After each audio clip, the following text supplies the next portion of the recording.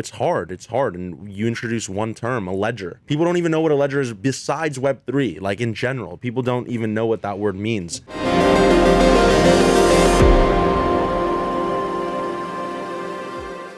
What money is used for in TradFi versus DeFi per capita, TradFi is by far and away the most popular way to commit crime. Do you know what that is? Traditional finance between and decentralized finance. Yeah. Sorry, I was just making sure. Sorry. No, I appreciate for me it. too. It's like I'm very big about like when introducing new terms on content. It's very important to clarify what they mean, Absolutely. just in case. Yeah. No, but if you do want to speak a little more to decentralized finance, you're probably better at it than I am.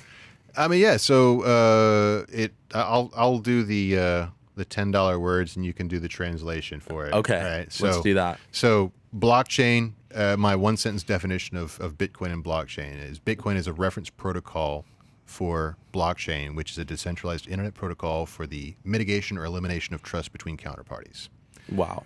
So to dumb that down very quickly, it's basically a blockchain is just a decentralized or distributed database and a way of sharing information, and Bitcoin is just the currency that you would use on the blockchain to make transactions. Right. Yeah. So whenever I start that SMU class, yeah, that's the sentence I start with. Yeah. And then like sure 2 hours explaining lost. what that sentence is. Yeah. But yeah, I mean, essentially DeFi is exactly what you said. And it's the buzzword everyone likes to use now, especially with the CBDC talks going around, is programmable money. Meaning you can give instructions to your money, and whether or not a human is there to implement those things, the thing will happen. And the underlying tech behind that is the smart contracts, right? Smart contracts and blockchain. Yeah. The $10 word for that is Turing complete blockchains versus what Bitcoin is a non-Turing complete blockchain. So, okay. So wait, break that down. Because Turing, I've never heard that. Alan Turing. So yeah, it's named after Alan Turing, the guy who broke the Enigma code during World War II with his team at Bletchley Park. Right. And what Turing complete means is essentially a threshold of the number of types of instructions a computerized system can understand. Got it. And Bitcoin falls below that threshold. Ethereum and EVM compatible machines throw above that threshold. Got it. And that's why you could do so much with Ethereum and other cryptocurrencies. Very technically speaking, you can do some types of smart contracts on Bitcoin, like ordinals that you've talked about. Right. But that's not necessarily at the level of programmability that you see on Ethereum. The way the data is inscribed, from my understanding, is completely different. Yeah. It's UTXOs versus standard addresses. Okay, let's stop there for a minute. It's actually we're getting funny. deep into the crypto side. There was a guy. I went to the All In Summit, the first one, and it was a lot of fun. But there were so many just hilarious people there from all segments of the world. And one guy was so secretive about his tech. He was like, "Yeah, I'm working on this smart contract." He goes, "I shouldn't, couple of cups in, so I shouldn't show you this, but look at this." And this is just graphic of like everything that they're working on. And he's like, don't tell anyone about it. And I'm thinking to myself, what am I going to tell them? Like, I barely understand it. What am I going to say? That's a pretty circle.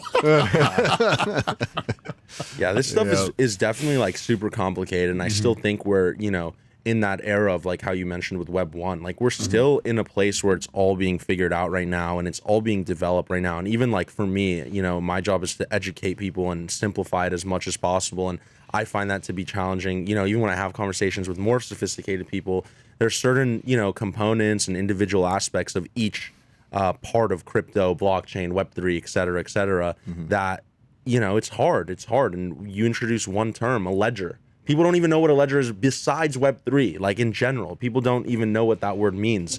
So I think, with where we're at with the space, it's just important to educate and simplify it as much as possible. And that's why when a company like Fidelity does what they traditionally do, but implements some sort of blockchain aspect to it, it's exciting because it seamlessly onboards so many people. It provides an experience that's easy, that people want to use, and it's attractive, right? Like it's something they already know, and they're not even thinking about the blockchain side.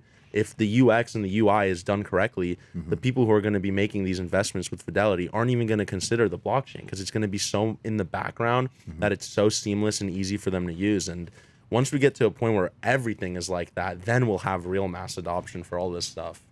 I mean, I think that's what we saw why the downfall of NFTs occurred, like, Yeah, in terms of art 100%. NFTs, is because first of all, you got to spend 10 minutes explaining what NFT means. Yeah.